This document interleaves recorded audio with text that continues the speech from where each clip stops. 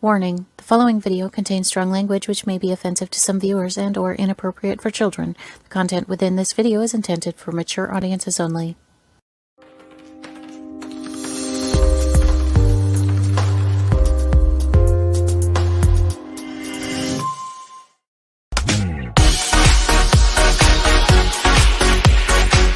Inside the Drag Closet with Jade. Join Jade DeVere and her fabulous team of guests as they discuss all things drag, from wigs to makeup to performances and everything in between. Join us at WLFEDB.com for upcoming shows and more.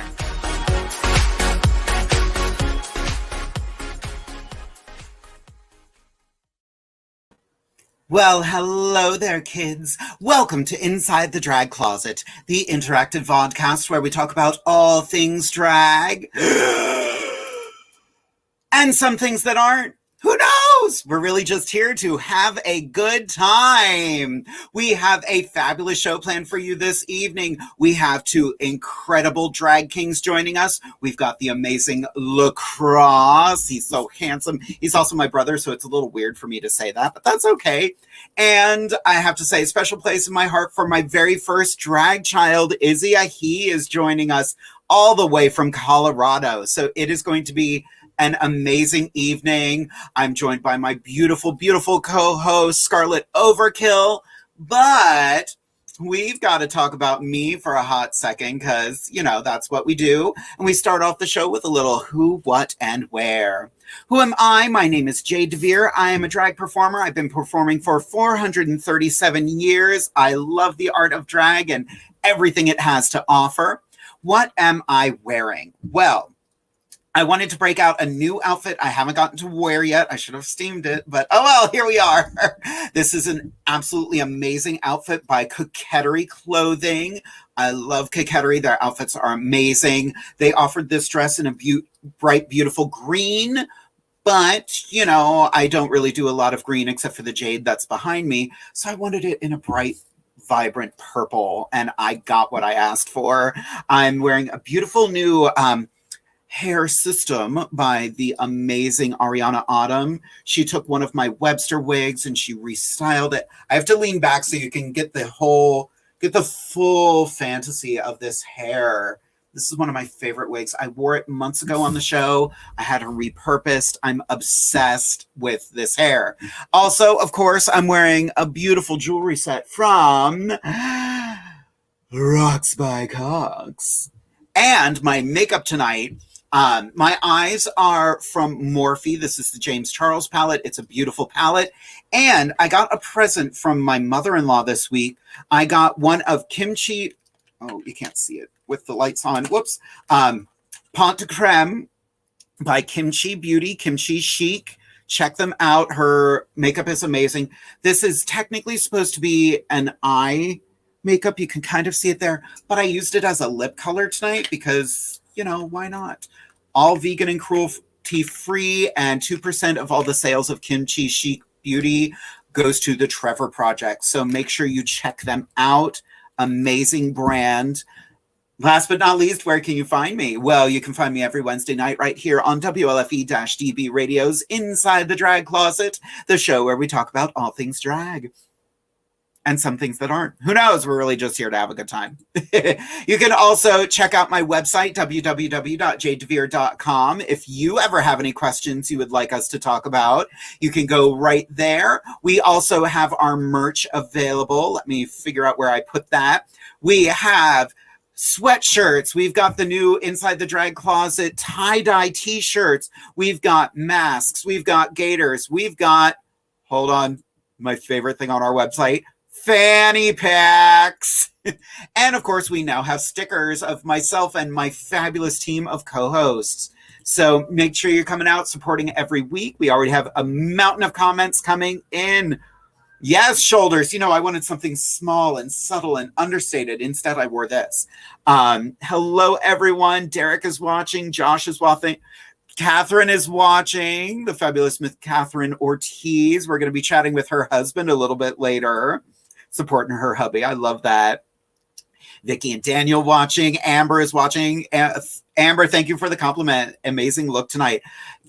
Most of this I have not worn before, so I was like, let's play. Let's have some fun tonight. Who else we got? Ooh, we got some new faces. Diane, hi, gorgeous. I love your look. Thank you so much. I'm playing. I'm having a good time. What is this? Jade is giving me some JoJo Siwa meets Gaga vibes. I literally, right as the show was starting, was like, I am a little JoJo Siwa tonight. Don't come at me about my sexuality. I did not come for you. Thank you. Vicky's loving the look. Cassie's loving this hair. I love this hair too. I ordered it ages ago and it was long. It was beautiful. It was just a nice straight wig, but it tangled on everything. So I told Ariana, something like the blue hair you've seen me in before. I want to do something closer to that. So she styled it up. I think it's beautiful. It's so long. She's like, she was going to cut it. And then she's like, put another bun in it. Why not? Exactly. Everybody likes more buns. Yep. That's where my sense of humor is tonight, kids. Game on. Oh my God. So many fantastic comments here. Thank you all so much. Kenny, I look jade-tastic. I feel jade-tastic tonight. Zarice, I love this comment. I look amazing. Thank you so much. You are amazing, girl. I'm going to be reaching out to you. We're booked kind of full right now, but I do want to get you on here at some point because I've heard nothing but amazing things about you. You know, I could go on and on and on, but you're not here to just hear me babble all night. Well, some of you are, but that's unrelated. So I'm going to bring in my fabulous co-host for the evening. You know her and love her. I love her look this night. I love her look this night. This is what happens when your show's live and you get mush mouth. I love her look this evening. You're going to love it too. Everyone show some love to Ms. Scarlet Overkill. Hey girl, how's it going? Good. How are you doing, girl? I'm doing good, yes. You ready to give us some who, what, where? Of course, like always. Well, hello everyone. Who am I? Well, I am the fabulous ginger-haired clown, Miss Scarlet Overkill. What am I wearing? Well, this fabulous hair that I got on Amazon, I think? I don't remember. This fabulous dress that's Fashion Nova, I believe. A ring from Miss Michelle Lee Sterling. My makeup is Jeffree Star and Morphe and NYX and gosh, what's the other one? Elf. Yeah, all those mixed together. And where can you find me? Well, you can find me lots of places this week. Tonight, obviously, Inside the Drag Closet, and you can find me there 2 times a month from 8:30 to 10 p.m. You can find me every Sunday at 4 p.m. Eastern Time on my other podcast, Across the Pond. I look a little different, but you'll get used to that. And this Saturday, you can find me, well, unless you didn't get tickets because it's sold out, at the Intoxicology Department in Berwick, PA, for that drag show. I'll be there with Corinne Michaels, who is hosting the show, Aida Stratton, and our Miss Gay PA, Divinity Cruz. So yes, if you got tickets, I'll see you on Saturday. Show time is 6. There's a 6 p.m. and an 8 p.m. show. If not, then I won't see you on Saturday. That is a sickening lineup, girl. Yes. That's going to be a huge show. I can't wait. I'm so excited. I've never been there. It's my first time there. So I'm excited for a new venue. And I mean, obviously I've worked with all of them before, but like, so at least I'll be comfortable going into a cast that I know very well in a new venue. That always makes it so much easier when you know people in the show. Oh yeah, definitely. I did a show once years ago, and it was such a culture shock for me, but it was such a good educational experience. I was booked at a Latin night. Ooh. Which confused me. And all the girls in the show were just like, we just love you. We think you're so funny. And I was the only person in the dressing room who didn't speak Spanish. Oh, wow. And it was beautiful to see a side of things that I don't usually see because everyone was speaking Spanish to each other. And I'm just in the corner like, yeah. Mm-hmm. I don't know what's going on. And every once in a while, someone would go, oh, shoot, Jade's here. Right. We have to remember. And it was such a fun night. Everyone was so nice, so appreciative. and shady as hell, because I know just enough and things were translated for me. And those girls, they knew what they were doing. Yes. Every once in a while, I call them out and they'd be like, I'm like, listen. But we had so much fun that night. Yeah. So we did a really fun show the other night where we were all on with WLFE-DB radio. Yeah. I think I talked about your show more than I talked about Inside the Drag Closet. that was a really fun night, because I popped in at 8:00. Was that when it started? 8? Yeah. I popped in and I was like, because obviously, for Across the Pond, we were at 8:30-ish. And so I was like, I didn't do anything else. I just popped in to watch some of the other shows before. And then after, I got to watch you talk about Inside the Drag Closet. And it was so cool seeing because there were some hosts of shows, the newer shows that I've never met before and I haven't got to see their show yet. So it was cool to see them, hear them talk about their show. And it's so WLFE is so diverse. I just love it. Yeah. We're working on a way to get Across the Pond, Inside the Drag Closet, and Everything Yet Nothing together to do kind of a queer just summit, just the gay shows hanging out with each other. Yeah. This is the best way to say it. Yes, I love that. We'll call it a hangout with the homos. Why not? With the homos. Yep. So, oh my God, there's so many people.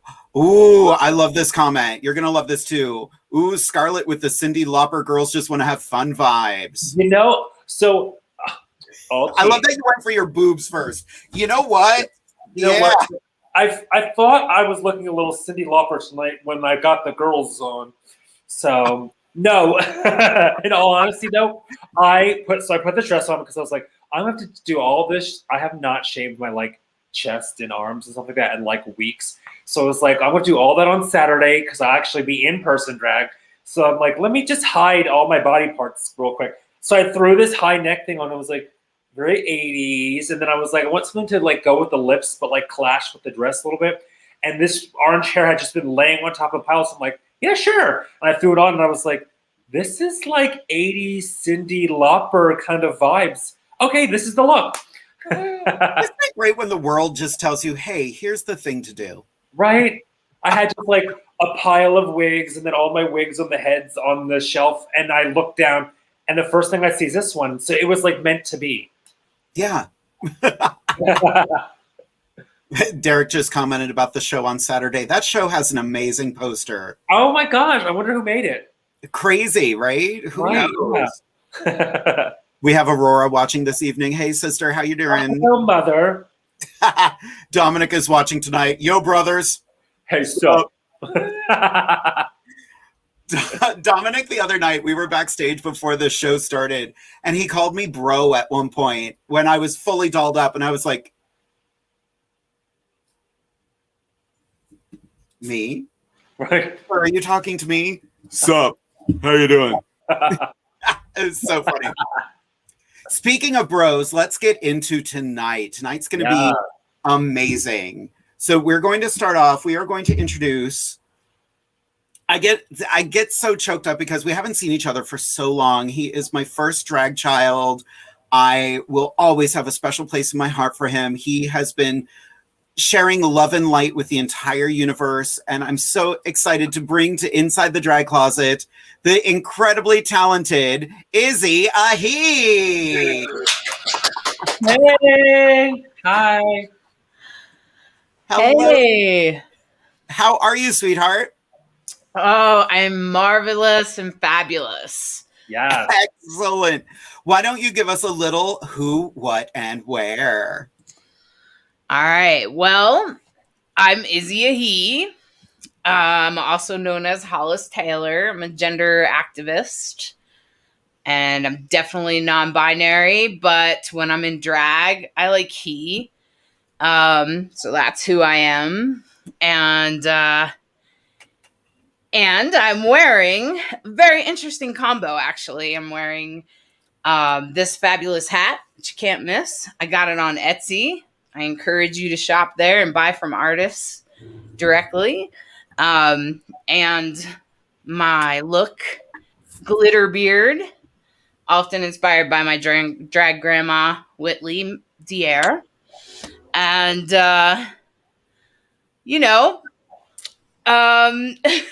this fabulous vest I actually had made by a friend of mine. And it's very special because it has an androgynous symbol on it. So it's very special to me, and got a bunch of cool buttons on it. And, so that's what I'm wearing. And I would call this look my male impersonator, fabulous male impersonator. And you guys can find me at IZZY.com. You can also find me on Instagram as IZZY. I'm pretty sure if you search IZZY on YouTube, you'll find it. So you can see how you're spelling my name there, IZZY. And, I think that's it, yeah. Did we put you on the spot enough? Yeah. Well, how Alicia, do a show like this? Sarah put a fantastic comment on here. Okay, Sir Elton John, I'm digging it. Hey, that's my favorite star to impersonate. I'm not always a big fan, like big on impersonation, but Elton John, I am honored to impersonate him. I absolutely love him. He's got a special place in my heart. You do an amazing Elton John. We have a wonderful comment here from my buddy Josh. Izzy was at the very first drag show I went to. It was a Sunday best show. It was an awesome night of fun and shenanigans. Is it in my big red wig, Joshua? My big red wig that was made by Whitley Dier. Yeah, it's like that 1950s look. Like so, Scarlet, do you have any questions for Izzy? Oh my. Honestly, the first thing that popped to my head, just because I haven't seen or talked to you in forever since you moved. So my question is, what's it like living in Colorado? Do you like it better than living in Pennsylvania? Good things, bad things? Tell us all about it. Okay, well, first of all, what you should know is even though I moved from Colorado in 2014, very soon thereafter, I started living in a van, and I traveled the entire country for 5 years. So wow. I got to do drag in all these different cities. And what a totally awesome experience to meet just amazing drag queens and kings all over the country in all these different cities, and even come home and be like, hey, Jade, is there anything going on? And every time my Jade or LEKROSS or somebody like that would offer me a show, and it was great. And, Colorado, I've actually only been here for the last year, but I do have some special drag queens here that have been really sweet to me. And this summer we did a virtual Pride in Denver.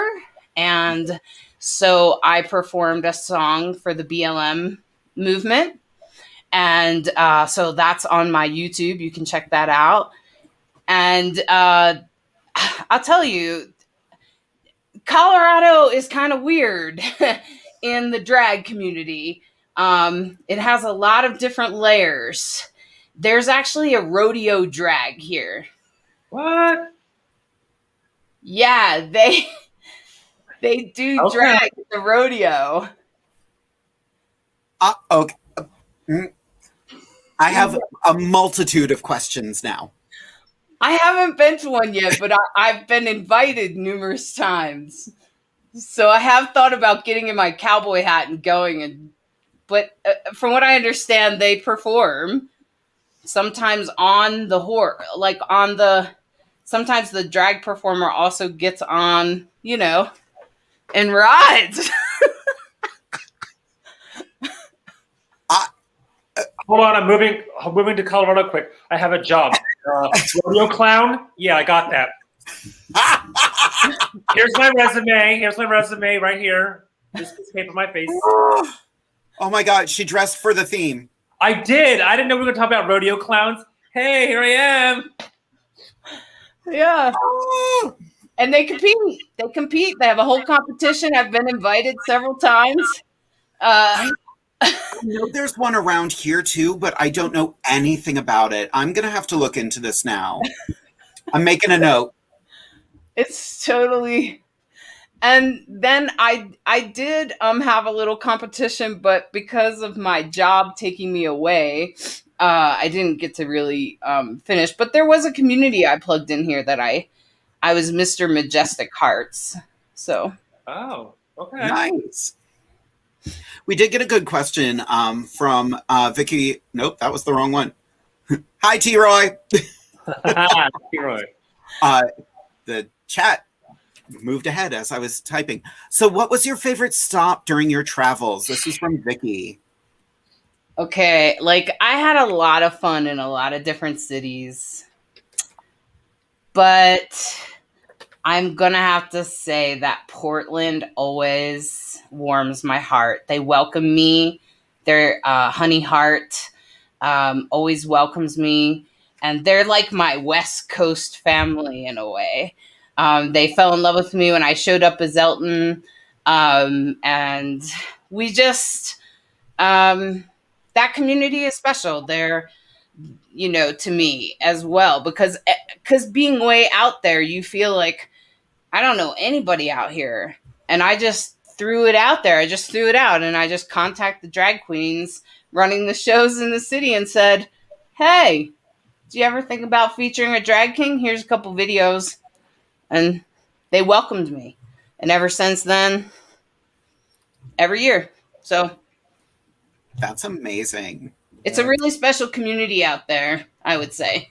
It's kind of like Pittsburgh meets something softer like San Francisco or something.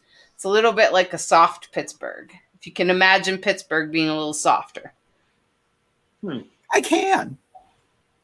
Yeah. So we did get a couple comments here from Lady Cat Lavera Dior, which love that name, by the way.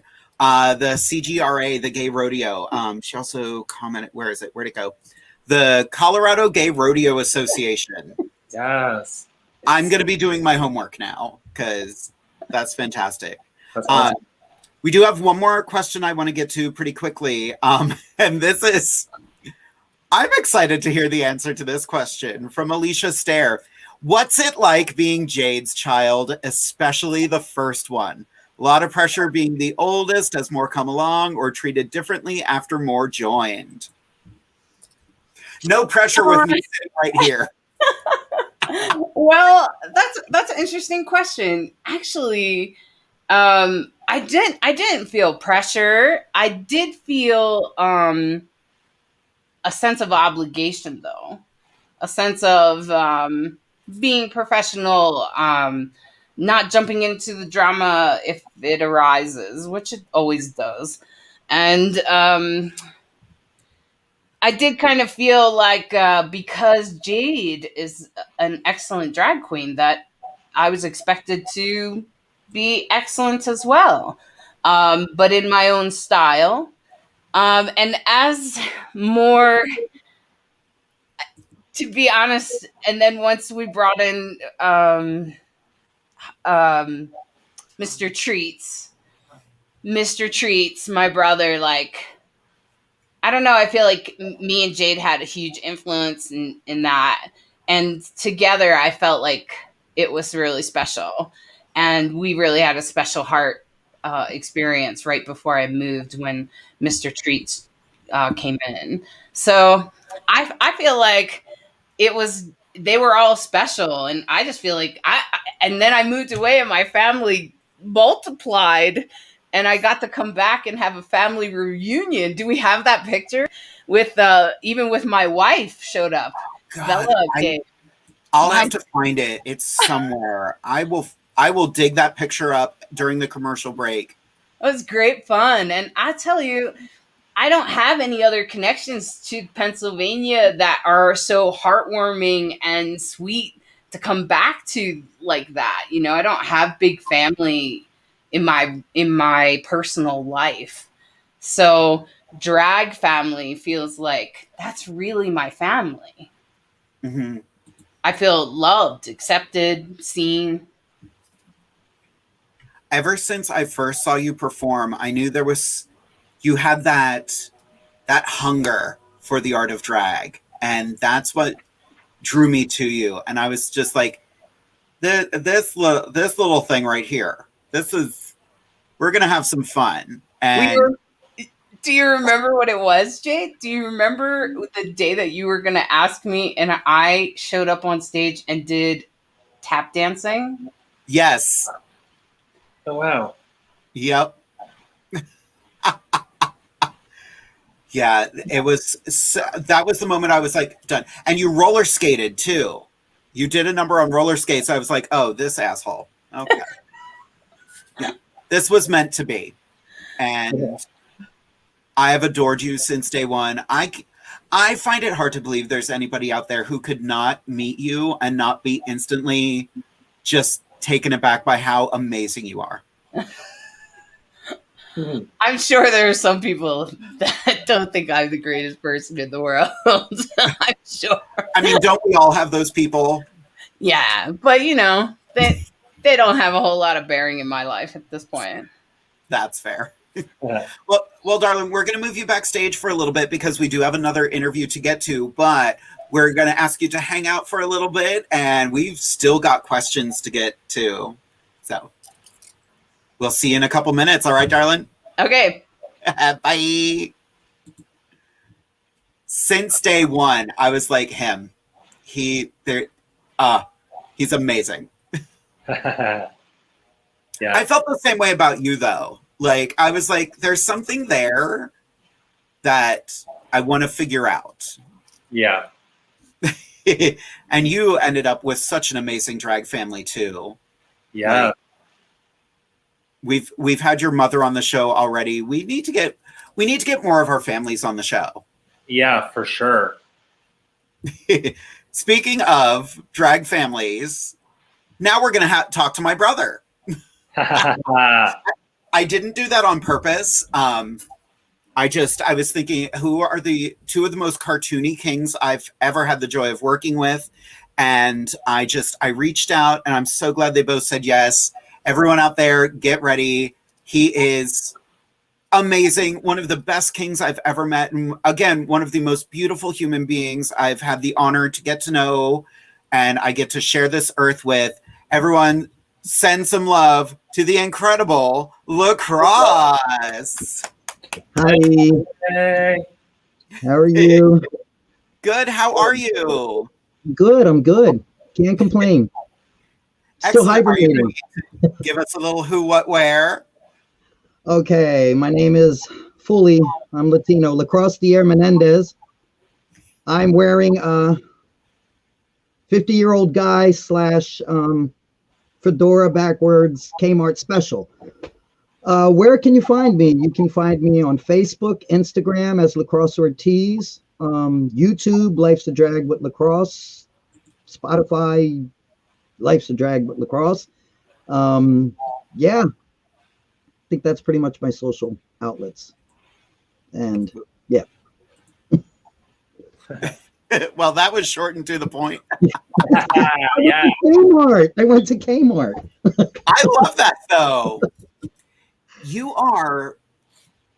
take creating characters to this whole twisted level, and I love everything about that. One of the pictures I pulled, I absolutely adore. I'm going to pull this one first because it's mind-boggling that you've created this amazing Edward Scissorhands. Yeah. What was the process of creating this illusion? Actually, it's a pretty interesting story. My daughter I used to work midnights and work like 2 jobs, and I was a single parent for my oldest daughter. And her babysitter was Edward Scissorhands. She would put the video in through over and over while I slept.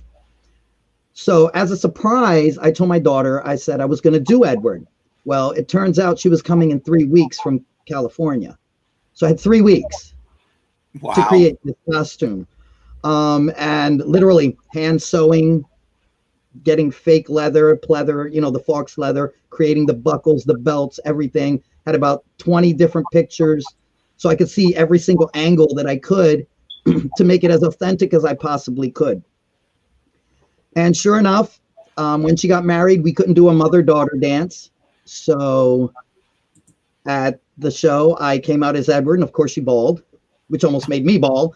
And then we had our mother-daughter dance at the end of that. So that's amazing. Yeah, so it was all for my baby. That's fantastic. Now you just said something, and I'm trying to find the right words to use for this. Just because you have transitioned, but you also are the parent of numerous children. How has that affected your life? Well, the one thing I always stress, I'm their mother to my older children. My youngest that I'm raising, which I recently got married, she calls me Pops because this is all she knows is Pops. But my children, all they've known me as their mother, and I don't want to be anything but their mom. And at the end of the day, we'll be in public and my son will be like, "Hey, Ma." I'm like, "What?" You know, and it freaks people out. But at the end of the day, I look at it, I'm their mom and I don't want to be their dad. And I don't want to put gender on parenting. So, because I know amazing men who are amazing mothers and amazing women who are amazing fathers. So I don't think we should limit it and say, okay, you know, well, you transitioned, you're a man, you should be dad now. They have a dad. You know, I'm their mom. I love everything about that. Like, that's so amazing. And we have a fantastic comment here that I want to point out. What a stud from your beautiful wife. My wife. Yes. She's amazing. How she tolerates me, I don't know. As a group, we're all married, and don't we all ask ourselves that question from time to time? Yeah. I'm a very lucky man. Very lucky. Same. Scarlett, do you have any questions for LEKROSS? Oh gosh. Questions. Well, I guess. Actually, I do have one. So obviously, like, as someone like I know you and I've performed with you before and all that. Like, what is your, out of all the characters you've done, like, what's your favorite one? My favorite? Yeah, to do. Like, favorite one. Like, I know you have, like, the Edward Scissorhands, and I don't want to name any other ones to ruin the surprise. But, like, what's your favorite one to perform? Honestly, I would say one of my favorite ones I've performed is Beetlejuice. Nice. Because I do a conga line, and I get everybody into the performance. It's not just me performing. So that's my favorite because I don't feel like I'm alone out there. So I'm just like, come on, let's conga. And then everybody, we end up with this huge conga line. I actually got in trouble one time for that at a college. Oh, really? Yeah, because they said they told me to entertain, I entertained, but the conga line was so big that they were scared about somebody falling, getting hurt. Like, literally, the conga line, it was a college stadium. So it was a big conga line. That's amazing. We're getting a lot of love. I'm sorry I missed this one earlier, but I see him backstage, so he can still hear this. Amethyst Diamond saying, "Good evening, my gorgeous co-host sisters. OMG Izzy, miss your face, talent, and spirit so much. Hope you're doing well."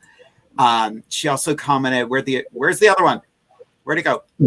LEKROSS, my beyond insanely talented friend. Welcome to the show. Nice to see all of you. All my love for you. My God, I haven't seen her in forever. Yeah. And there's a lot of folks. Trent is watching tonight. Yes, my bro, looking sexy. That's right. That's my bro. Josh saying, LEKROSS, great to see you. Trixie DeFlair, LEKROSS, miss you so much. One of the wifeys.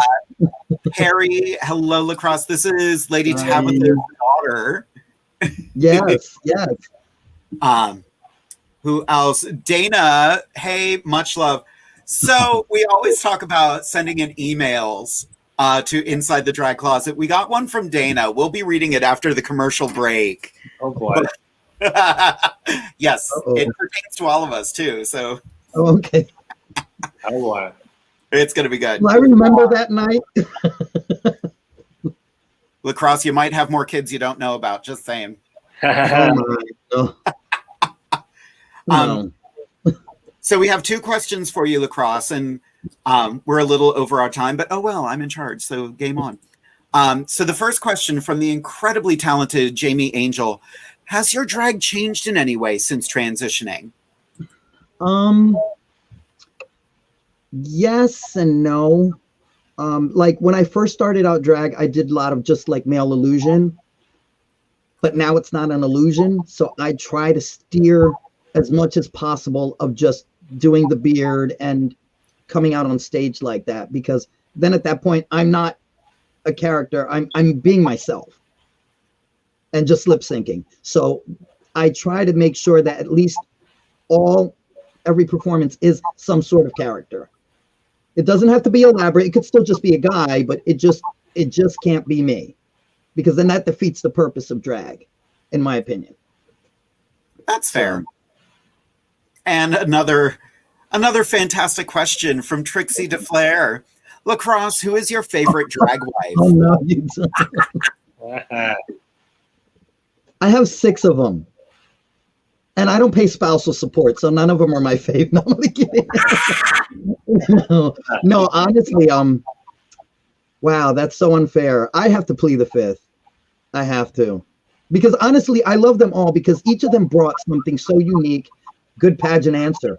Each of them brought something so unique, and each of them were blast. Like, it was just an honor to have them all in my life. That is a really good pageant answer. Yeah. I did my research. Never say a negative answer. Right? From Dana 6, you play Well, LEKROSS, we are definitely going to be bringing you back after the commercial break. Like I said, we're a little over our time, but when we come back, we are going to have some Snatched by Scarlet. So kids, make sure you stay tuned, and we will be back momentarily. WLFEDB.com, where you can find vodcast shows, podcasts, and more, like Where's My Sage, Inside the Drag Closet, Across the Pond, Paratalk Radio, Just Cindy, and more. So go check out WLFE-DB.com, where talk radio is a whole lot better. Our shows are your shows, and that there makes for a great talk radio. Hey guys and dolls, this is Casey DeVille, the better half of DeVille Inc., Baltimore, Maryland. If you're ever in Baltimore, stop in and see me and Tony. Invisible Bree, 5920 Eastern Avenue, Baltimore, Maryland, 21224. Give us a call if you're in the area at 410-400-9641, or look us up on the web at DeVilleInc.com. DeVille Inc., where we specialize in you.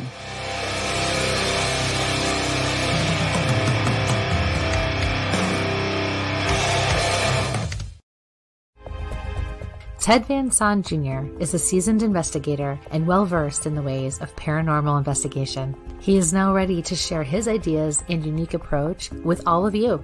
Flashlight, recorder, and comfortable shoes.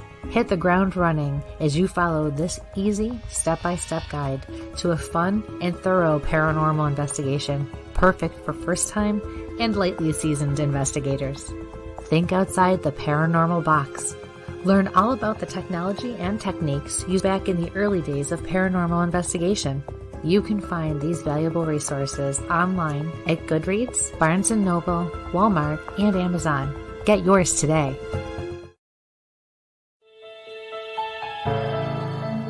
Hi, I'm Jenna Grover. In the world of fashion, we get lost in the cost. Everyone wants that special piece of quality jewelry, but they can't afford it. Not on my watch. I sell handmade quality jewelry for a fraction of the price, and that includes jewelry made of sea glass, natural stone, crystal beads, glass beads, Bigfoot jewelry, and more. If you don't see what you want, email me, because I make custom jewelry too. Check out my website at gbythesea.com. Also, you can email me at jewelry@gbythesea.com.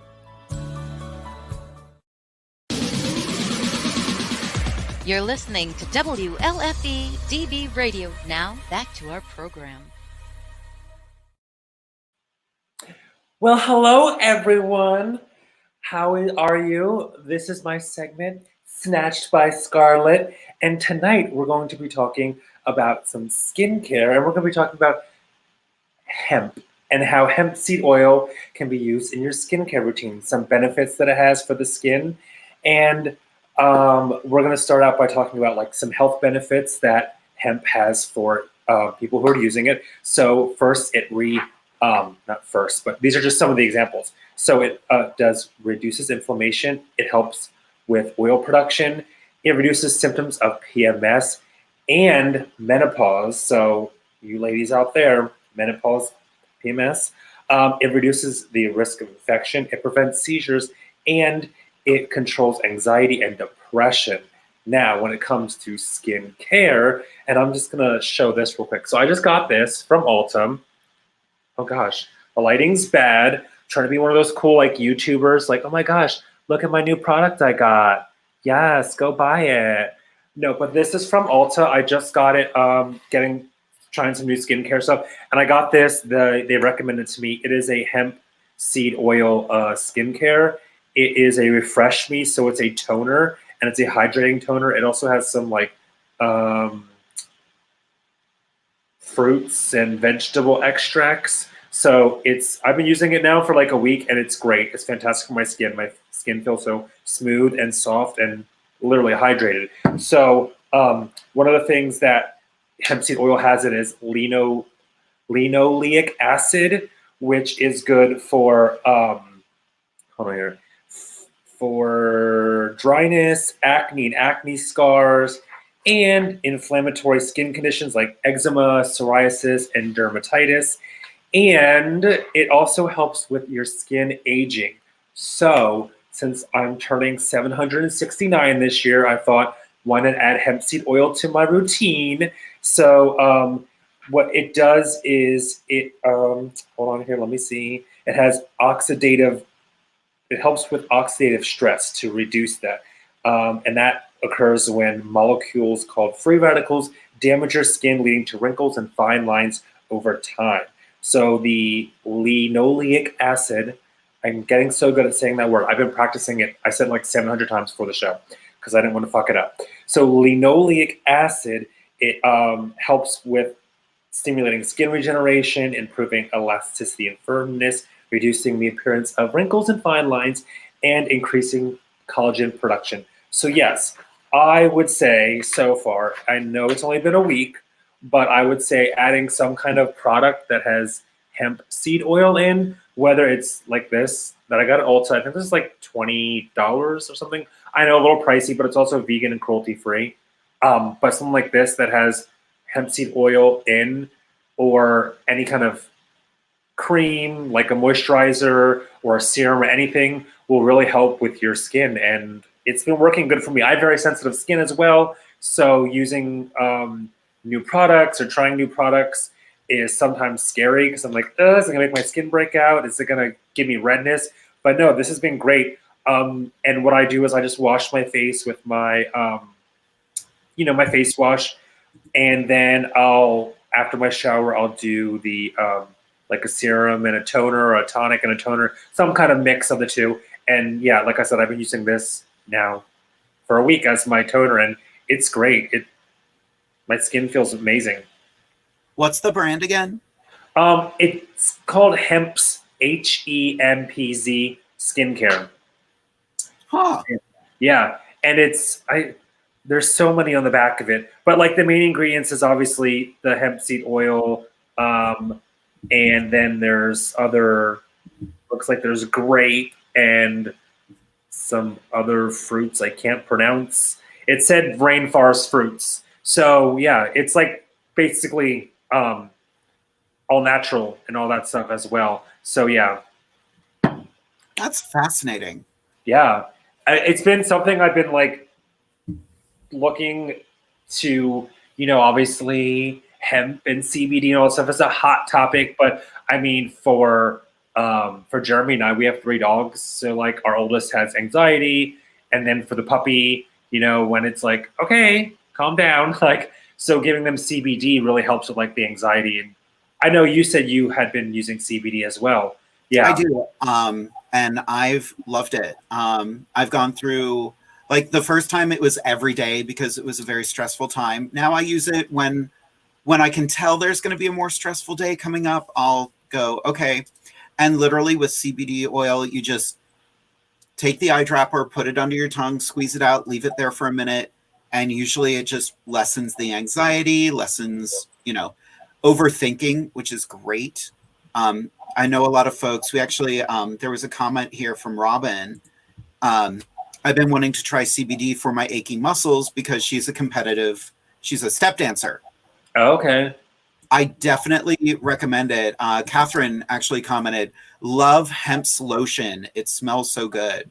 Oh yeah. This toner that I have, like it smells, excuse me, it smells amazing. But yeah, I love it. I mean, I've heard about like studies and stuff with like using like hemp and CBD and all that stuff and like medical journals and things, you know, working in healthcare like over the years. And it's like, it's just, I mean, I'm one of those people that it's like, it should just be, no matter what form it's in, no matter how you're using it, just like the money that the government can make off like legalizing it. And like, not saying that in like a form of like, oh, they should do it to get money, but like then having that money to do more research and like the stuff it can lead to. But because I've seen, like, I don't even know what the name of it is. I would have to Google it and do some research.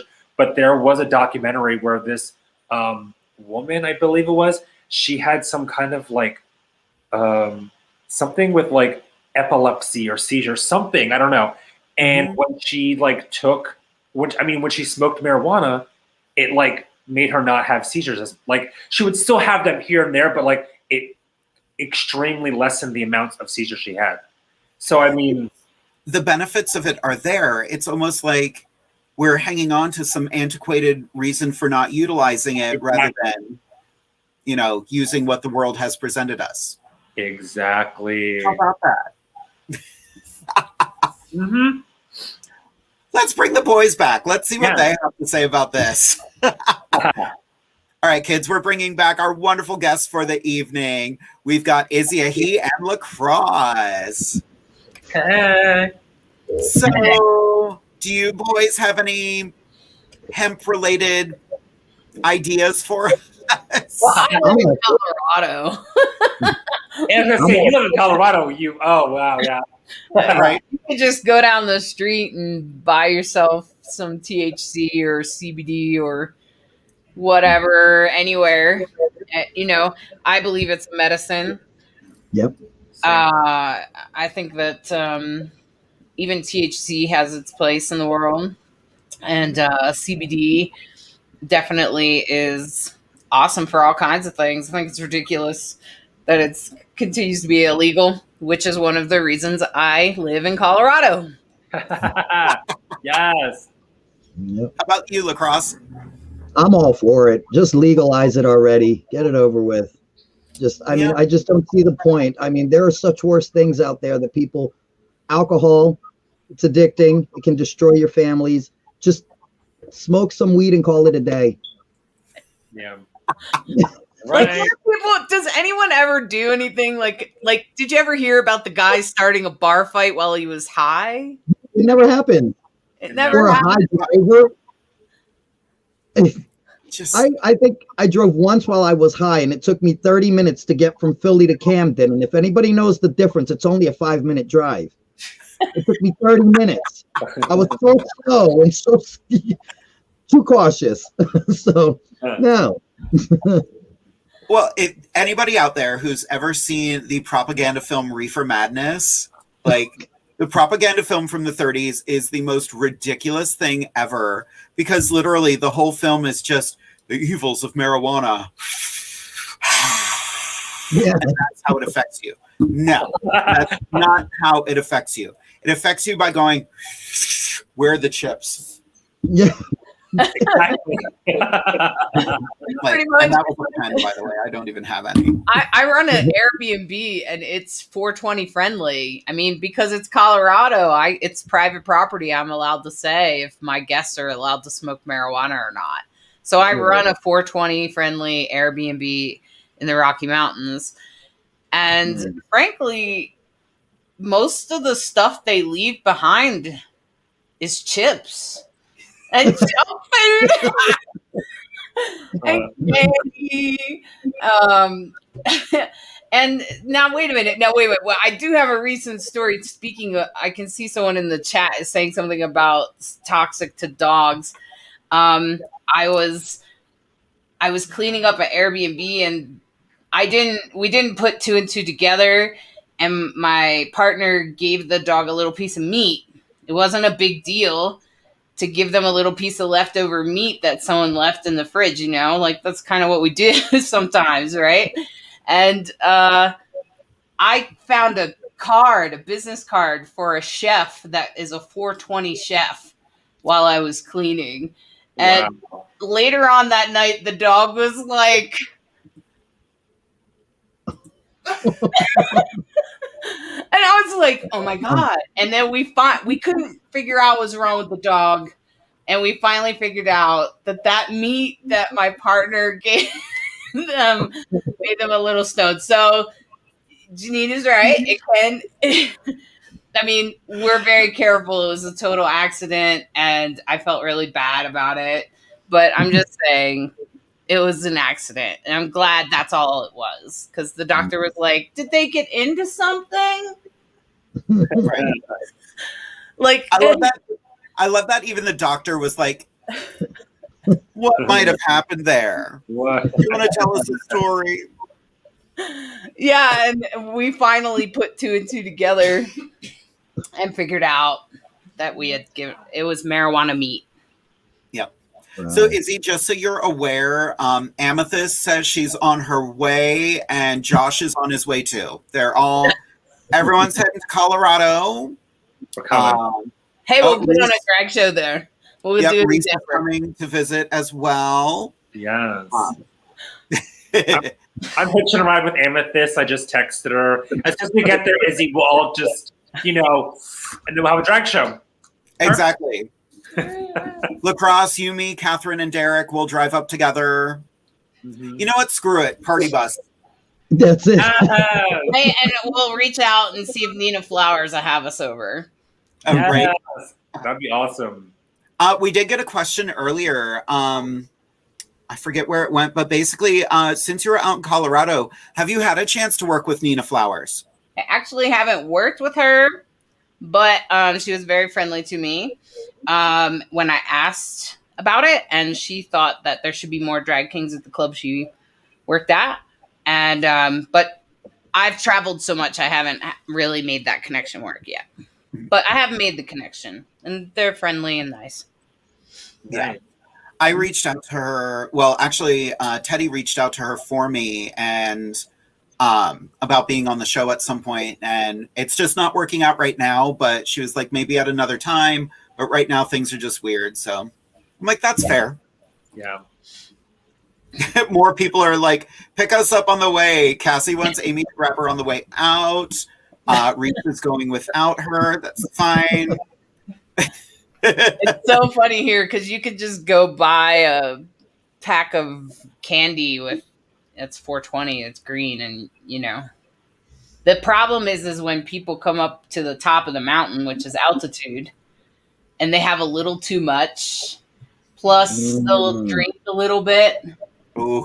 Oh, wow. This kind of stuff I would not do people well in the hospital. Oh, yeah. Trent just commented that marijuana meat would be a great band name.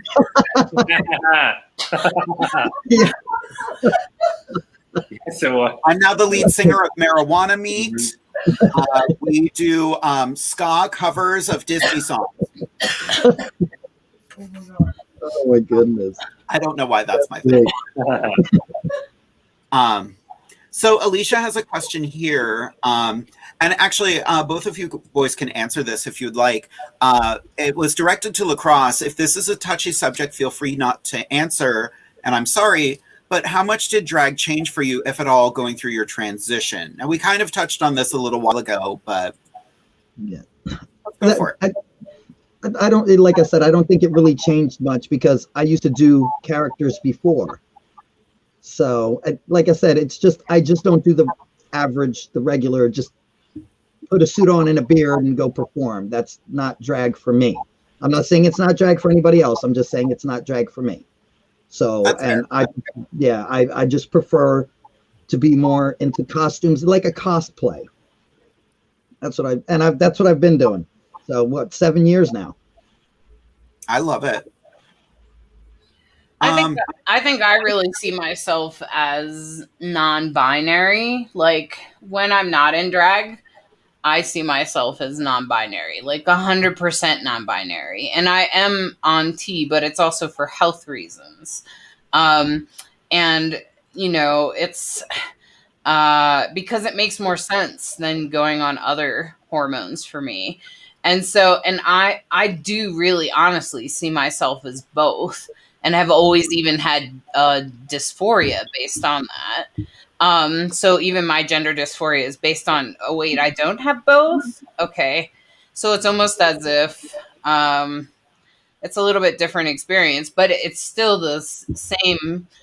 Like my drag hasn't really changed. I still love to do male impersonation. I love to be he for a night or two or more. And I'd rather people see me as he most of the time, or they. The she sometimes can make me uncomfortable, but there are times that I would say that I'm more feminine, especially as a mother. Then I would say my feminine comes out. But I believe that both exist within me all the time. And drag is one expression of it, and motherhood is another expression of it. Right. That's right, because both of our guests are parents, which is incredible. We'll talk more about that in a little bit, but I want to change gears. I want to get a little sassy for a bit. I want to take a walk down memory lane and look at some fabulous looks from these kids right here. And I tried to find pictures of them with, you know, people they've worked with and people we've had on Inside the Drag Closet already. So we're going to start off. Izzy, if you wouldn't mind talking about this beautiful picture right here. Oh my gosh. Hey, I think that's when I first got adopted in the family. I actually did my very first tap dancing number as a drag king. I was very anxious and nervous about it, but I think I did okay. And I was a cute little elf, and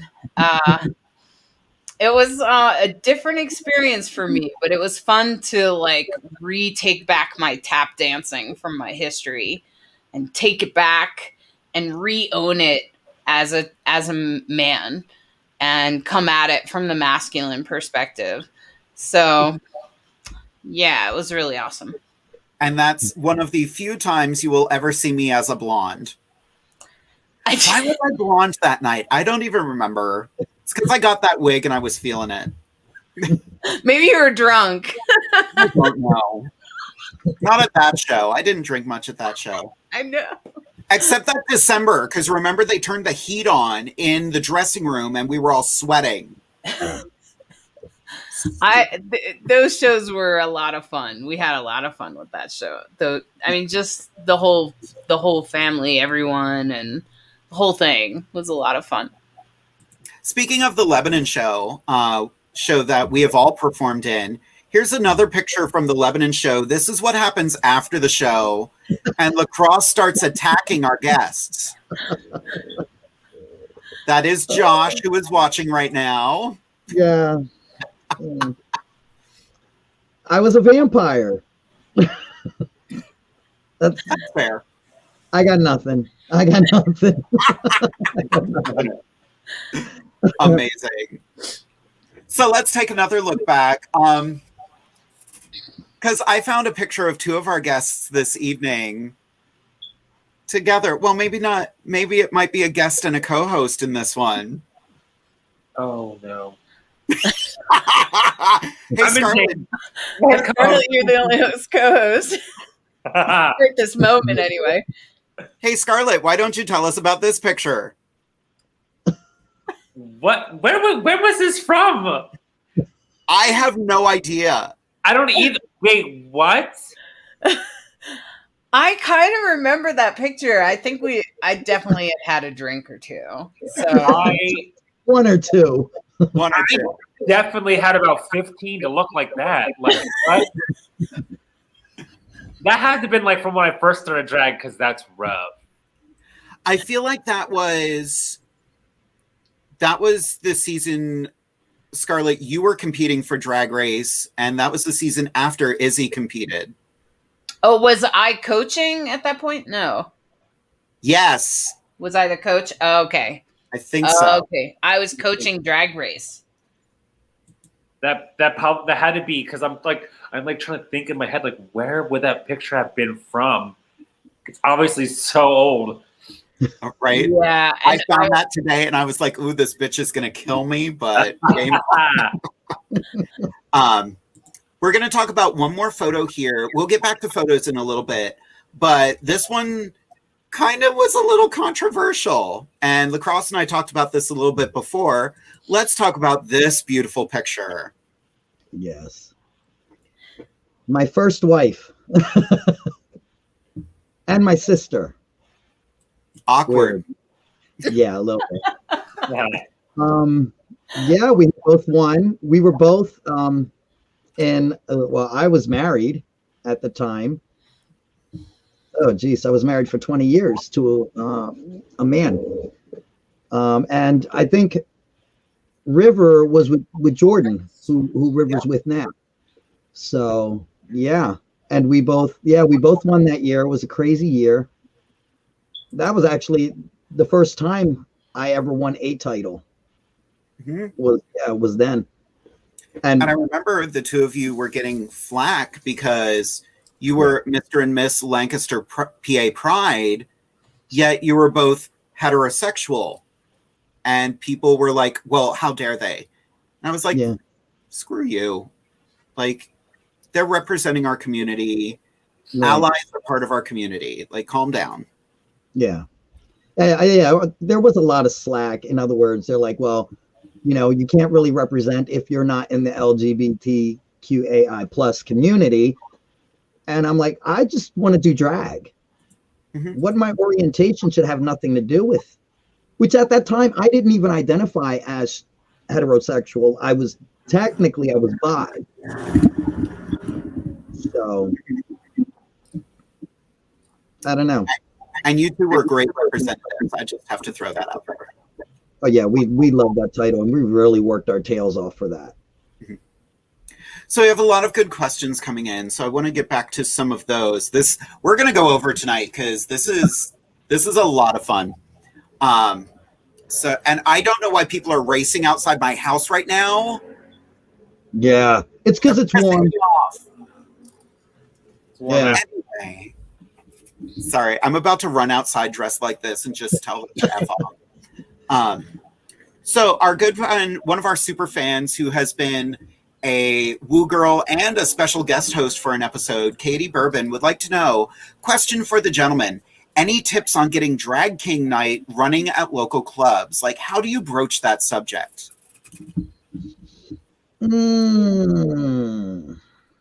Well, I know what I might say may come off harsh, but there's not enough kings, number one, to really do that. And sadly, when you're doing drag, most of these people come out to see queens.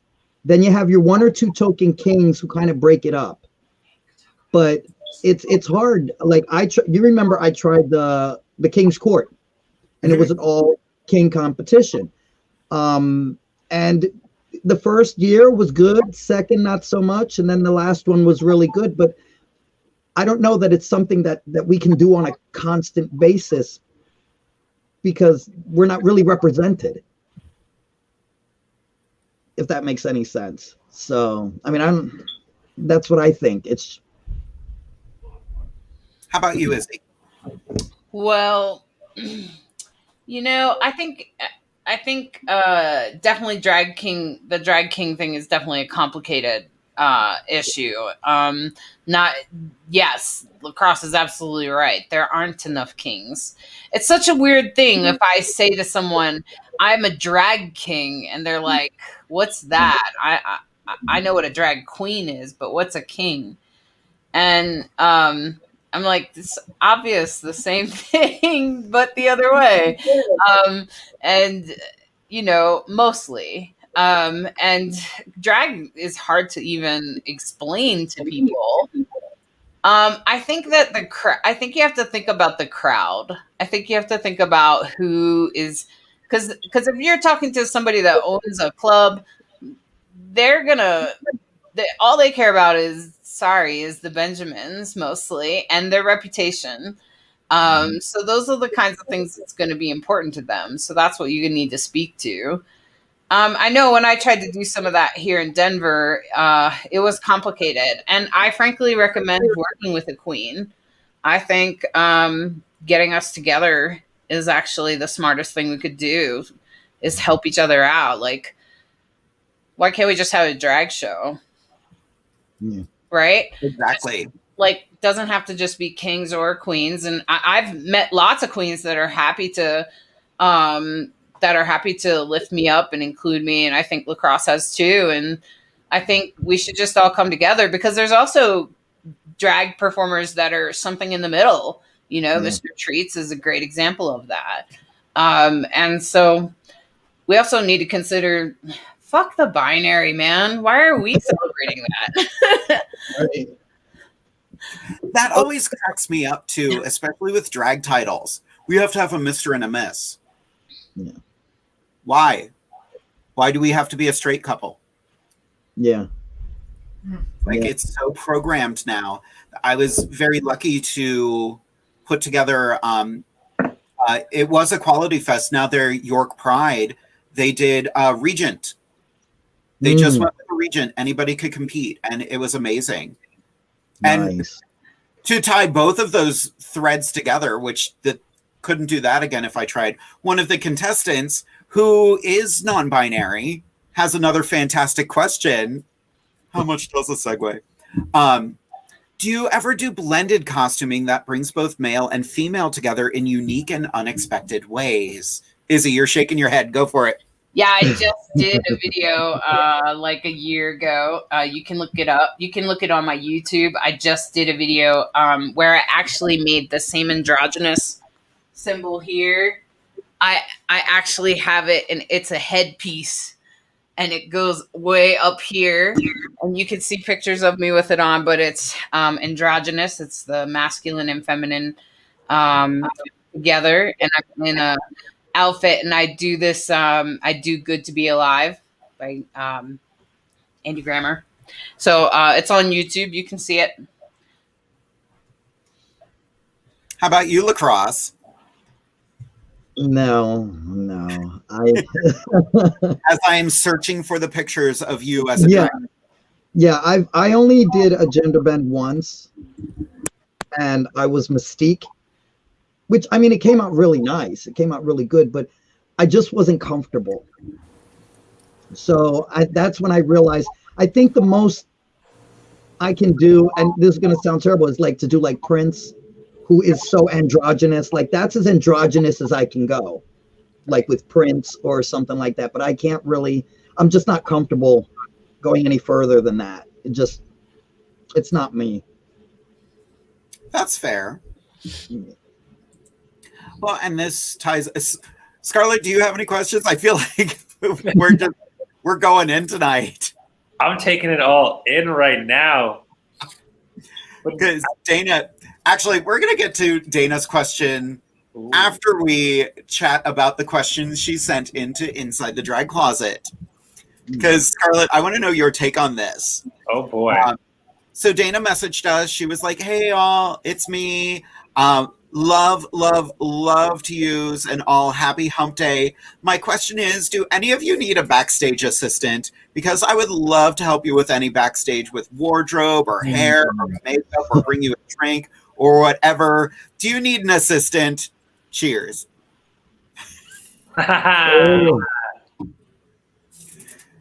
I feel like we all need that. Yes. Right? Yes.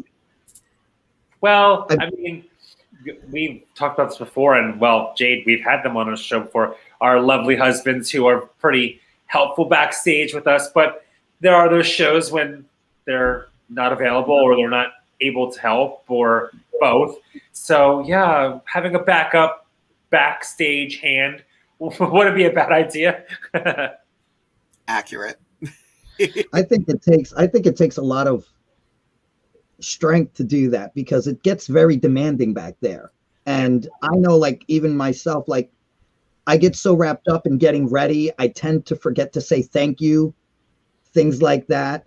So I think somebody who does do, which I know they called them drag rats before. I don't know what they're called now, but back then they would call them drag rats. And I was just like, you have to have thick skin to do that because it's a lot of people and it's a lot of work. True. You're not gonna get paid enough, Dana, and it's not gonna be pretty. I'm not gonna be like, brush my hair and be like, brush this now. I need it. True. And Dana is an amazing performer too, so she gets it. So I'm like, just throwing it out there. She actually has another question for us. There it is. Question for the Kings. Was there a significant experience in your youth that made you feel like a male more than a female? That's a good question. I was 5. Really? I was 5 and I was in kindergarten. And little girl wanted to play house, so she said, "Your daddy." And I'm like, "You're right." And so what happened was, you know, back then they had these like little like cardboard like bricks, like blocks. And so me growing up in a very toxic masculine Latino family, you protect the home.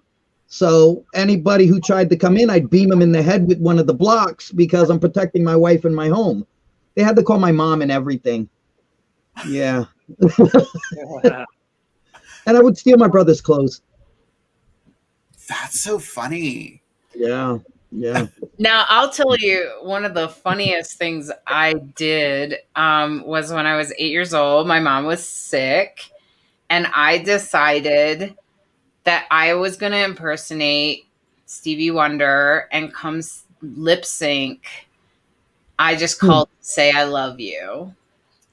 And of course, you know, there were, it was, you know, I was very young and I just had the idea that I was going to impersonate Stevie Wonder.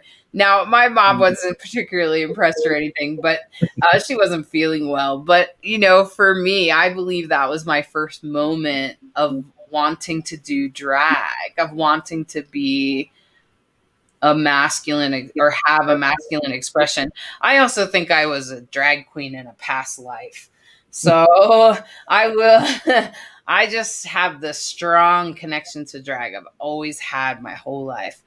But I definitely have felt that it's helped me express the masculine side of myself. I love that. How about you, Scarlet?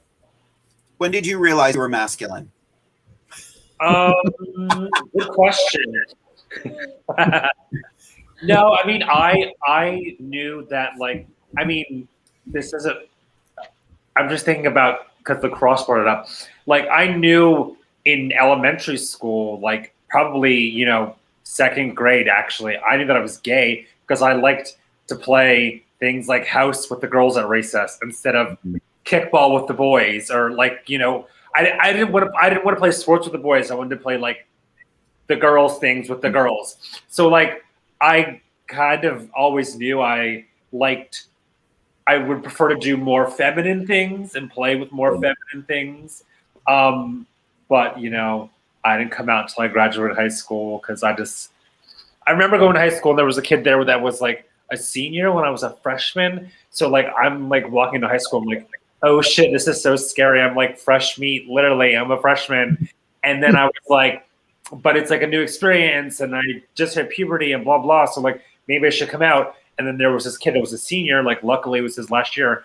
And like I remember the first like week of school and like I had no idea he was gay until like he was walking in the hallways and everybody was like calling him names and stuff like that as he's just trying to get from one class to the next. I'm like, yeah, maybe I should just wait until I graduate from high school to come out. So yeah, and that's what I did because I just wanted to get, you know, like I just want to get my education and get it done with and without the bullying and all that. So I like stay in the closet until I graduated. But yeah, I knew since like second grade that I was like, I love dick. So yeah. Dick, why? Thank you. Same, like ever since I was little, like it's funny when I was in it wasn't preschool, it was like daycare or something like that.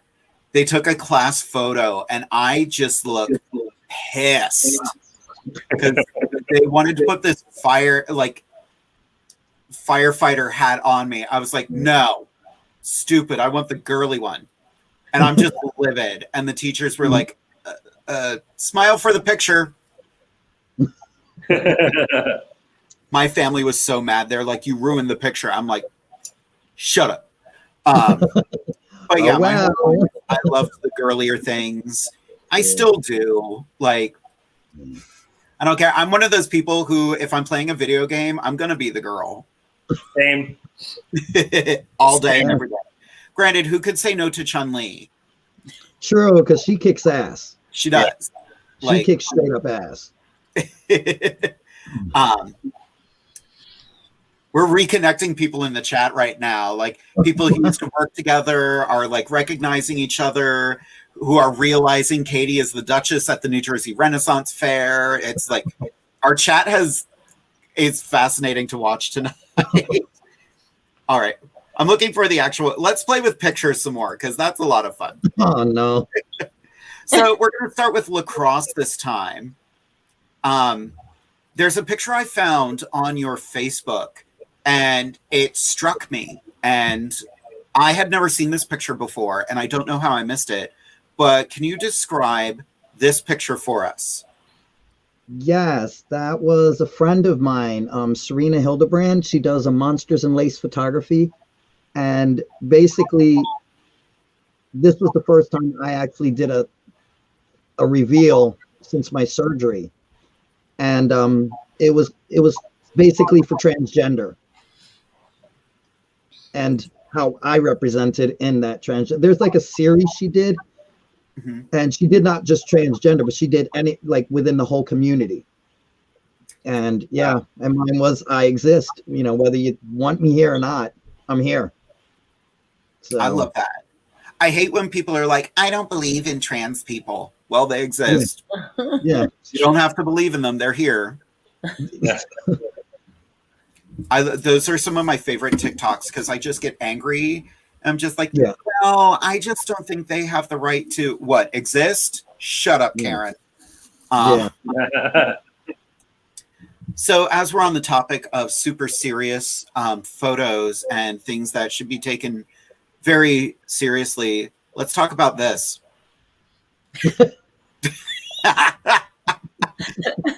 Izzy, any comments? I love to stick my tongue out at the camera when I'm Izzy. I don't know. That's Sunday's best. It's a great show. For anyone who has never seen Sunday Best, it's like a drag show on acid. Yeah, definitely. So fun. I believe we've all performed for Sunday Best at some point, right? Yeah. Yeah. Oh, I loved it. I loved it. Yeah, it's just irreverent and fun and ridiculous, and hopefully soon shows like that will be coming back. It's great because no rules. There are like no rules. It's just do your art in whatever form or fashion. It's amazing. That was one of the few shows I felt empowered to do more androgyny. And I did a number where like full makeup, but like bare chested, wearing like thigh high heels, just like, hey, what gender am I? None. Right. That was such a fun show. Well, let's go back to some family photos, shall we? LEKROSS, let's chat about this. Yeah, that was, oh my God. I think that was a competition. And God, Lord, see, I'm getting old. I don't even remember. I know it was a competition. And Mikkel, oh, I loved her makeup because she did like a part lizard in that. Mm-hmm. And it was like the lizard was breaking out. Oh, she did such a phenomenal job with that. Mikkel's just an amazing entertainer, period. I adore her. Yeah. I was having a rough day the other day, and Mikkel sent me a TikTok that just cheered me right up. Yeah. She's amazing. She cracks me up. She calls me Tio. Calls you Tio. I love that. Yeah. Mikkel will actually be coming back to Inside the Drag Closet on March 24th. Oh, nice. We wanted to have a king here to judge the co-host and myself when we all do king drag for a night. That's going to be fun. I'm definitely tuning in for that. It's going to be wild. Scarlet, have Mikkel's a good judge to have. Mikkel's one of the best, I think, especially in makeup. As far as drag, wow. They do some really amazing stuff. Yeah, it's just super creative. Scarlet, have you figured out your look for that night yet? I'm going to wing it. I have no idea. I'm excited on that. I want to see you keep your clown aesthetic. Like, I want to see you turn that into a more mask look. Oh gosh, I've never done anything masculine. I don't even when I'm out of drag, I'm wearing lip gloss and pink everywhere I go. So like, I don't do anything masked. So we're gonna try something. Well, as we've said before, kings do not owe anyone masculinity, and queens do not owe femininity. Yep. We just owe art. That's right. True. That's right. Alrighty, more and more comments about people talking about how they know each other. Awesome. All right. I saw one and it scrolled away. Here it is. Dana's getting the good questions in tonight. I love this. As a general question to the group, why is it perceived in the world that queens get more attention than kings? Maybe it's just the cities I visit, but I never see a king brunch. And honestly, that makes me sad because I'm sure your mimosas are just as strong. That is the statement of the century. Well, I think we're coming around. I think kings are coming, but I don't know why that is, except that the one thing that seems to ring true would be that because in general men are privileged, and as a result, they are more likely to get shows at bars and things like that, even if they are gay. I think that might have a little to do with it. And there are plenty of drag queens that are happy to celebrate and want and realize that they have that they do have a little bit of privilege. And when someone sees a masculine, what they perceive as a masculine woman, they tend to think that the person is rather fake. Or unable to live up to something. There is that sort of mirage, especially if the owners are much older. If they're in their 60s or older, it can get even harder for them to really. It's not always true, but I'd say generally that's probably part of it. Sexism. That's a part. I think another thing is that when you see drag, when you see a queen, this is a complete transformation. And drag is above and beyond. It's supposed to be above and beyond. And it's hard to do that with a masculine. You can only go so above and beyond unless you start with the bling or you start creating the characters. Nobody really wants to see somebody just walk out in a t-shirt and jeans. And that sounds messed up, but the truth is you can only see that once in a while, but that can't be all the time. Like, unless you're doing Freddie Mercury. Right. I mean, but that's the whole point. You see, you had to mention a character. Yep. It couldn't just be a guy coming out just being a guy, because in the human species are the only ones where the feminine is more exotic and more beautiful than the masculine. It's not like the animal world. A peacock is a peacock, and it's got these beautiful feathers. But when you're in the human world, it doesn't work that way. So for us to be more of a peacock, we have to do more. And I think people get discouraged and then they stop doing drag.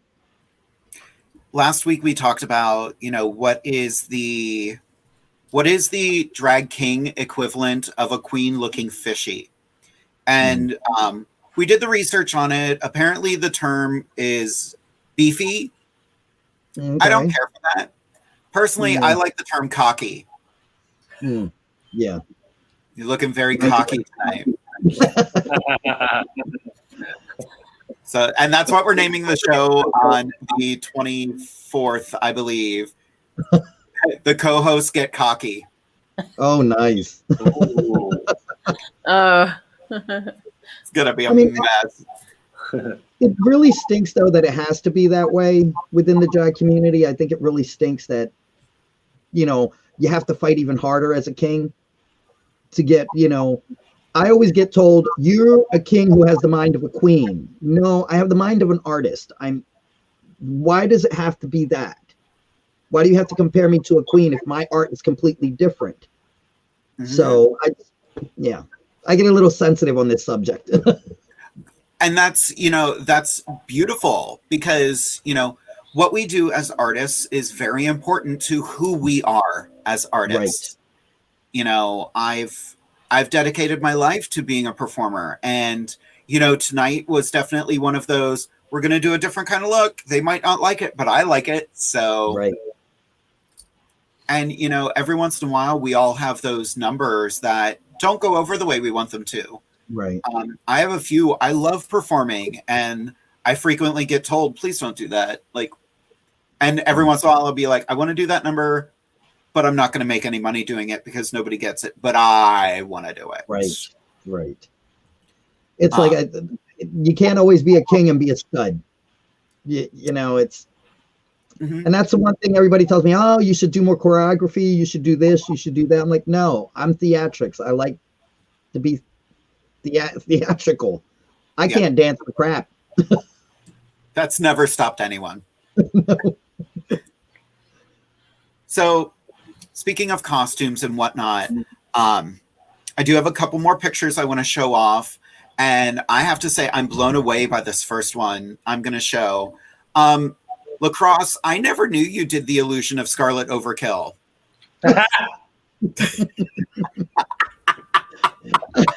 Yes.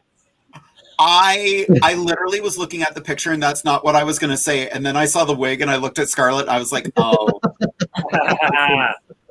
this is going to happen. So tell us a little bit about this. That's my take on the Mad Hatter. I wanted him to be in love with the queen instead of hating the queen. A little more kind of to the book, because originally he loved the queen, the Red Queen, but then it kind of went sour. But yeah, that's my interpretation. And that was one, oh my God, I loved making that costume. It was a blast. I had that jacket was a 3X, and I tailored it down. And at that point, I weigh like maybe 115 pounds. And I tailored a 3X all the way down to that. That was hard. That's amazing. You are a skinny little man. And was. Oh, you put on the COVID weight. Yep. Amazing. It's nice to only see from here up. Welcome to Inside the Drag Closet, where we perform from the tits up. There you go. Because I can't fit in my corset anymore. Hmm. And as we're talking about, characters that are in love, Izzy, let's talk about this. Iconic. Oh my goodness. Me and Bella had a great time with that. We totally, there wasn't a single lyric in that song, the performance we did. It was just like opera singing or something. It's totally weird song. But right, you did Rolando #1. What a fun performance. And then having to pretend to catch a knife in my mouth. Oh, that was fun. It was fun. Yeah, and you two as Gomez and Morticia, amazing. That is great. I clicked over to pictures for a second and then the chat went crazy. Oh God, what I miss? What did I miss? So Scarlet, yes. What is one thing you've always wanted to ask a drag king? One thing. Yes, it is that big. I'm only kidding. Oh my gosh, that's a good question. Well, we know so many kings. Like we stand our kings all the time. It's so hard to like think of like one specific thing because, like you just said, we know so many kings, and each one is so different and unique and talented in their own way. It's like, how do I ask one question? Like, oh wait, I do have one. It's gonna be so random and stupid, but it's because I have to do King Drag in like 2 weeks. What's the best way to glue facial hair on? Because I don't have any, obviously. So Spirit gum. Spirit gum. Spirit gum. Okay. Put a shadow underneath first. Like use the darker color underneath first, then use the spirit gum and cut that hair real fine, and then trim it. Because if not, it's gonna get itchy. Okay. And I put another layer, and I do like a glitter beard here, the glitter on top. And let me just say that if you just put a little bit more on top, it kind of holds it in place, because when you start talking and stuff, it stretches your skin and your face will start falling off. So Oh no. if you put something on the outside, it helps. And then I just top it off with glitter. Because I think glitter beard's totally cool. So Accurate. Okay. Or you could use a layer of hairspray on top. Okay. Because hairspray will keep it in place. Yeah. As we're both over here just like taking notes. Somebody said something about spirit gum remover, so I'm just saying, yeah, you need that. I was like, hopefully they say spirit gum because I have that. I have the remover. Yeah. Because I didn't. Well, don't use the remover. Don't use the remover to take it off. Oh. Use coconut oil. Mm-hmm. Use coconut oil to take it off, because if not, it could like dry out your skin really, really bad. Ooh. So I would use coconut oil, and it'll come off easy. Okay. That's why I haven't used Prozaid for the show, because I'm not up dancing around. The Prozaid remover, like, I would go into work the next day and my whole eyebrow area would just be red. Yeah. So I'm like, yeah, we're going to do glue for a while. So we got a good question, and this is for all of us. I love being the one who gets to choose these questions. With the passing of the new stimulus bill, how much do you each plan to spend of your $1,400 on drag? I'm spending $1,400 on drag. Who's next? Oh, I don't know. I got my eye on some things I want to get. I definitely got my eye on some things. Well, I just got this fabulous hat. So I feel like I just gifted myself this fabulous hat from Etsy. So I feel like that was a pretty special gift. I don't know. I love it. How about you, Scarlet? I'm going to spend none of it on drag. I don't know how to react to that other than.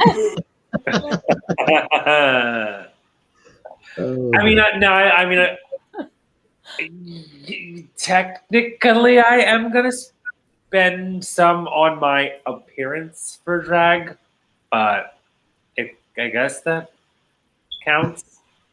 I'm getting more lip fillers. Let's put it that way. Oh, gotcha. That's fair. Well, it would be bigger than they already are. So, yeah. Trixie has a good question here. What is your favorite number that has not gone over well that you absolutely love? That's a tough one. Actually, I had it's kind of like that. I really love to also impersonate Michael Jackson. But that became, I actually did a couple of things. I also had a character that I used to have dreadlocks for. I used to actually mostly do it to like sort of impersonate, white guys with long dreads, But when I went to apply for Boston Pride, they said, I can't do Michael Jackson. And I can't do that. And it helped me become aware of the BLM movement. This was years ago. And so I would say that that's one, I really love it, but in a lot of ways it's not right for me to do people of color.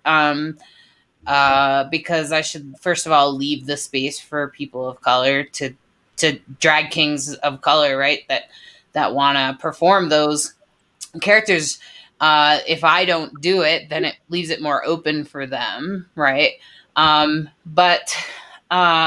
So that's kind of like a thing. Like I had to put down a few of the things that I liked to do. I really love Michael Jackson. I like his dance moves and, because I am into dance. And that's one of the things that I love about drag. I love to bring my dance into it. And I love Michael Jackson's dancing. So I've always wanted to honor it. But unfortunately. But at the same time, it's like, well, if that's the one thing I can do for people of color to help win this movement, then so be it. That's awesome. And I've seen your Michael Jackson before, and you were super respectful of it. You did not change your skin color or anything, even though you were very young Michael Jackson. You were very respectful, but leaving that space for an actual performer of color to perform that number is amazing and a beautiful thing. How about you, LEKROSS? I love the Game of Thrones. So I did a Jon Snow. Yeah, it kind of got wiped out. It just, what I had envisioned in my mind, and when I put the whole mix together and then I performed it, the costume was great. And I still used the costume, but it just fell flat. And I'm just like, yeah, I think I'll just leave that for the Ren Fair. That's fair. So, yeah, literally. But yeah.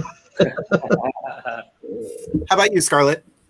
I don't really have, I'm trying to think. I don't think I really have like a number that I did before, like a specific number.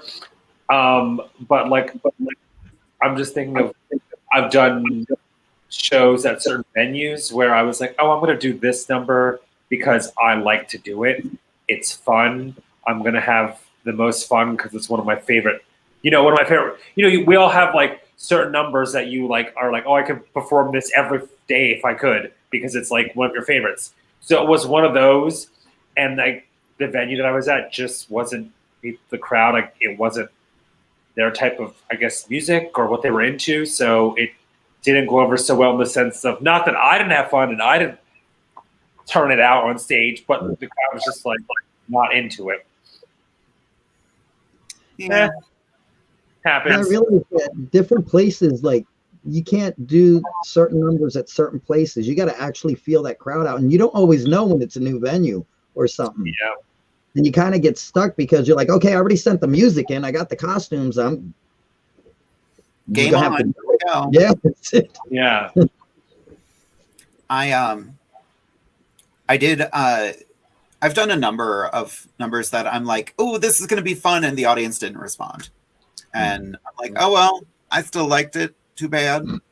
One of them was a song by Madonna called "Stars," and I think this song is so fun, but it's like one of those B-side songs that she did in a concert once, and I was like, I'm going to have fun. I'm going to be a robot for it, and the audience is like, what is this? Like, it sounds like Madonna, but I don't know this song. And like, I became the bathroom break. People started getting up. Some people were tipping me because I was moving my ass, but others were like, okay, we'll come back when we know the song. Like, oh, well, Yeah. still going to do it. Alrighty. So we are already over our time, but we do have one more question here. Once again, from the incredible Jamie Angel. Any suggestions for comfortable packing when doing king drag? Now that could mean a few different things. And I'm not going to clarify which one it is. Who wants to answer it first? I say get a real packer. Get a real packer. Like, don't put a sock down there. Don't get a real packer. Invest the money if you want to do drag. It's worth investing in something realistic. And make sure that you have proper underwear for it. Mine fell in the toilet once. What? Yeah, my packer fell in. I had just finished peeing too. It was terrible. Oh man, I could totally see that It happening. was literally, I'm sitting there. Oh hell no! And then Now I got to dry off. now my- rinse it off. Yeah, had that happen once. I would suggest that not only you buy a packer, yes, buy an actual packer for sure, but to hold it in place so that you don't drop it in the toilet is to get a harness. I actually bought those harness underwear. You know what I'm talking about? Yeah. Sex supply shops have it. They're just underwear that is intended for your for your sexual pleasures, but they're actually just they have the hole open and you can layer it in there, and then all you have to do is put on these underwear, and they're already packed, and I think that's good. And don't go big unless it's funny. Unless you're doing something specifically that's funny, don't go big all the time. Like that's, I see.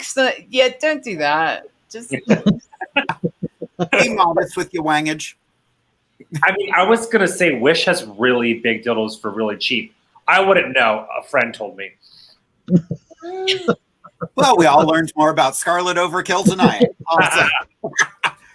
Trent Hexam pointed out that Cake Bandit, Roadie O, and Tomboy X all have a pouch under for packing. Right. That's incredible. Speaking about big dicks, I mean, Trent. Oh, right. Oh my God. Best moment of the show last week was like, we were talking about packers, and Trent was like, can I show mine? And I was like, I had to ask the uncomfortable question, how anatomically correct is it? And if it is, no, you can't. And he was like, I'm just going to leave it over there then. I'm like, okay. We can get away with a lot on this show. Right. That was not one of those things. Alicia just pointed out a very, very true fact. Wish is such an iffy site to buy from, though. Yeah. But, a dick's a dick, so. Right. True. True. More powerful statement has never been said. Well, kids, we have reached the end of our evening. We are 15 minutes over our time. Oh, well, life goes on. I want to give everybody a chance to say goodnight to everyone. Starting with LEKROSS, do you have any last words for the guests who have been watching this evening? Well, thank you for having me. I had a wonderful time. God, yeah, caught me on the spot with that. You're welcome. Yeah. Hi, Kat. I love you. And yeah. Awesome. Like, gotta be ready on this show. Come on, everybody. Yeah, no, I'm like, wait a minute. Do you want me to come back to you? Do you want to think about it for a minute? Yeah, let me think on it for a second. All right. Izzy, do you have any last words for everyone who's been watching tonight? Sure. First of all, thanks for coming. Thanks for coming out. One of the biggest ways to change the way it seems like drag queens are always in the spotlight is to support our kings. So thank you to the show and to Jade and Scarlet for hosting Kings. Even hosting Kings is a fabulous, amazing thing to do. And, you know, I want to tell every single one of you to be yourself. If you didn't take anything else away from this night without lots of laughs and a great time, is be yourself, okay? And love yourself just the way you are, because I already do. So, and you can check out my website, IZZY.com. You can check me out on YouTube, and anything I'm up to, I usually post it. And I wrote a book. It's about androgyny. Check it out. Okay, I can't finish after that. I can't say nothing now. He said it all. Really, your turn. Yeah, like what he said. Yeah, I just like to say what Izzy said. I'm kidding. You're an asshole. Okay, fine. What Izzy and LEKROSS said. Oh my God, come on. No, but serious. Thank you to Izzy and LEKROSS both for being our guests this week. Jade, wonderful idea on the Kings thing. Thank you to you as well, Jade, for having me as a co-host on this fabulous show. Thank you to Ted and WLFEDB Radio for giving us this chance to do this crazy, kooky, colorful clown show every week. And lastly, to everyone else in the world, be kind to one another, love each other, wash your damn hands and your damn ass, and yes, have a good night. Wash your hands and your ass. Yeah.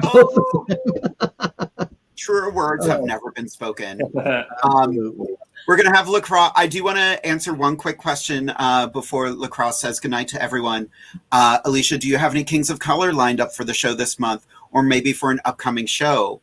There is one right below me. Yep. We are doing everything we can to have the most diverse show ever. One of the goals that I have for this show is we will never have an all-white show. That doesn't help anyone. That just defeats the purpose. So and inclusion Mikkel, is very important. and aren't you having Mikkel at the end of the month, you said? Mikkel will be on at the end of the month as well. Yeah, like the show is based on diversity, and we are going to keep that diversity growing. And yeah, just keep tuning in. I'll say the rest of it when I have my chance. But LEKROSS, did you figure out what you were going to say yet? Are you ready? Yeah. Say some stuff. Okay, I'll say some stuff. Okay, I guess the whole thing is like Izzy said, be yourself. And in my case, I wanted to point out, you're never too old to live your life authentically.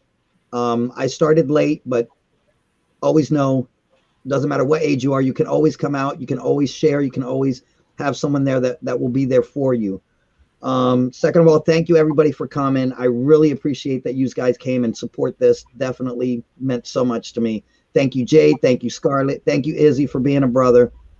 And okay, Kat, I love you. I'm done. Don't forget to check out Life's a Drag with LEKROSS. Amazing podcast. Tune in, check it out. Tonight was so much fun. Alicia, I see your comment. Don't feel stupid. It happens. Life goes on.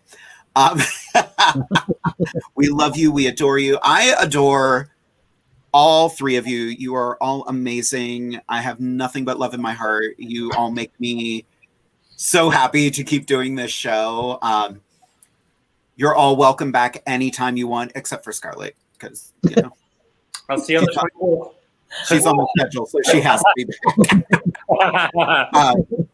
Everybody who is watching tonight, thank you all so much for tuning in. We always have an amazing time. Next week is going to be fascinating because I have not actually met the kings we are going to have on next week. I found them both on TikTok, and I reached out to them both. We are going to have Dixon Cider and Jay Crimson joining us. So I'm very excited. And we are going to have our first guest entertainer who is not from the United States. So we are going to have our first Canadian on the show. So it's going to be absolutely incredible. I hope you all continue to tune in. Don't forget to like and subscribe to Inside the Drag Closet on Facebook and head on over to YouTube. Make sure you follow WLFE-DB Radio. We're actually working on some fun projects coming up very soon, but we've reached that time of the evening where there's only one thing left to say, and that is to say, good night, kids! Bye!